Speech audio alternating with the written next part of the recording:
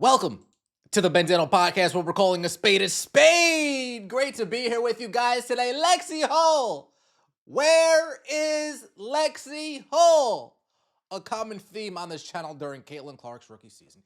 Lexie Hull goes on the Show Me Something podcast with Sophie Cunningham and says, hey, when I was growing up, when I was watching the W, I didn't see anybody that I was like, damn, I want to be that. Damn, I'm striving to go be that. But now that she has Caitlin Clark as her teammate, now that she looks in the stands and see all of the number 10s in the stands, she says, you know what? I'm making an impact on the next generation. To see that I'm making a difference out there on the younger generation, it means something to me. Now, it's one thing when you're playing in an empty gym and nobody's paying attention, when you're playing on TV and nobody tunes in. You might have your thought, what am I doing this for? Who am I doing this for? Who am I actually affecting playing this game? Who am I actually inspiring playing this game? Then takes a season off, comes back. Caitlin Clark's her teammate. Looks in the crowd. Wow. This is what I'm doing it for. All these number 10s in the arena. That's who I'm doing it for. That's who I'm inspiring. That's is going to help me keep going. Let's get right into this, shall we? Please like the video. Let me know your thoughts in the comment section below. I would so greatly appreciate it. And subscribe to the channel. Sophie Cunningham and Lexie Hull speak about the Fever fans and having sold out crowds everywhere you go. And Lexie Hull looking into the crowd, seeing her number, realizing that in that moment, I'm making a difference. Realizing in that moment, I'm having an impact on somebody else's life. Let's hear what Lexie Hull had to say. And when you have sold out crowds everywhere you go, it's just appreciated. It feels good as players. You talked about in the intro that like you are inspiring the next generation where you come from, around the country, with the eyes that you have on you. Like, what is something that you cherish or like gives you chills when you think about, you're still early in your career, but like your career overall? I think it's just really cool to be at games, and obviously like you have the Caitlins and the Aliyahs and the Kelseys and you see their jerseys in the stands. Then when you see like a 10 out there, like it's so special because people like are watching and supporting. And growing up, I didn't have someone in the W that I saw myself as or like that I wanted to reach for. And I feel like now with the social media and just even like TV and being the accessibility for people, like they see us and they can actually like have these dreams so much earlier. And to be one of those people is really special. To be one of those people is so special. One thing, Lexie Hull, you can clearly tell Lexie Hull is a genuine person, a nice person, a kind person. She loves basketball, but this statement right here makes me feel like it's bigger than basketball to Lexie Hull, right? The fact that she's now impacting the younger generation means something to her. And how are you going to impact them the most? By getting the most eyes on you. By being accessible. By being present. And what's going to give you the best opportunity of that in the WNBA? Playing on the Indiana Fever. Playing with Caitlin Clark. Playing in Gainbridge. So I would be very surprised.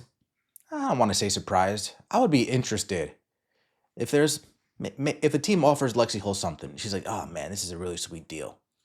Then the Indiana Fever, maybe they offer just slightly less. Lexie Hull might actually be that type of person that says it's $50,000 less. You know what? I'm going to stay in Indiana because I think I could do that much more for the younger generation. For all those 10s in the crowd, I think I can do more for them staying here in Indiana and hopefully make up for it on the back end.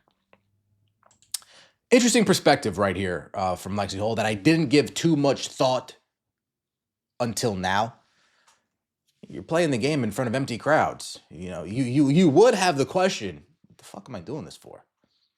If what you want to be is a role model, what you want to be is somebody who inspires somebody else, and you look around and there's nobody, there's a bunch of 50-year-old grown women watching you, and there's no actual families in the building, there's no actual youth in the building, you'd be like, well what am I But then when she sees the families pouring in, when she sees the younger generation starts pouring in, and they are wearing the Lexie Hull jersey, it's got to mean something to her. She just had to throw the others in. Lexie knows damn well Kelsey and AB never once sold out before CC. Stockholm Syndrome. I don't think that this is Stockholm Syndrome simply because she threw them all in together, Caitlyn and Aliyah and Kelsey. She didn't say Aliyah and Kelsey, you know, during my first couple of years. She didn't say that. She said the Caitlyn's and Aliyah's and Kelsey's. Love Lexie and Sophie just as much as the others. Lexie is such a modest, genuine. Yep. I would love to see the favorite player UConn. Indeed. Let me know your thoughts about that in the comments section below. One more thing before we get out of here. AB in the lab in Indiana, working on her game, working on her craft. I don't see too much of a, I know she's not going at 100%. I would probably say she's not even going at 85%. I would hope so. I want to know what's going on with that lingering lower body extremity injury that she sustained out Unrivaled that kept her out of the USA basketball qualifiers. I want to know what's going on with that. Is it pretty much healed? That's why we're not getting an update because, you know, let's not just give them, let's not make them concerned. Let's not make them worried. It's healed. She'll be back.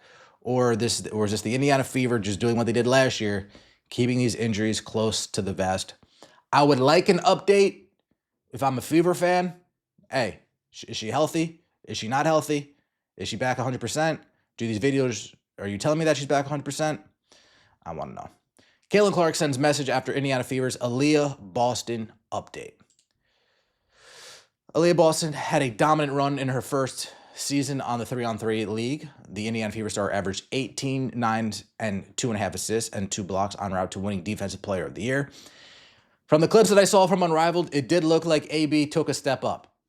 From the clips that I saw in Unrivaled, it does appear that AB maybe have taken a step to that next level. I want to see it translate to 5-on-5, but if you're taking anything from the 3-on-3, you have to be very optimistic that AB could be potentially reaching that next level. Unfortunately for Boston, she suffered an injury right before the 2026 Unrivaled playoffs. She sustained what was referred to as a right lower extremity injury, forcing her to miss the postseason with Phantom BC. Making matters worse, Boston was unable to join Team USA in the FIBA Women's World Cup qualifying tournament in San Juan, Puerto Rico. She was initially named to the roster, but had to be replaced because of the injury. The good news is that Boston appears to be recovering well from her injury. In fact, the Fever revealed Monday that the 24-year-old forward had a workout session with the team, even sharing photos of Boston taking some shots and working on her post-game. Workout sesh with Aliyah Boston. Caitlin Clark, for her part, commented on the Fever's update and revealed that she was with Boston during her latest workout. So Caitlin Clark was in the building during this workout. The footage that we just took a look at, Caitlin Clark was in the building. Was lucky enough to see this with my own eyes. Blessed, Clark wrote.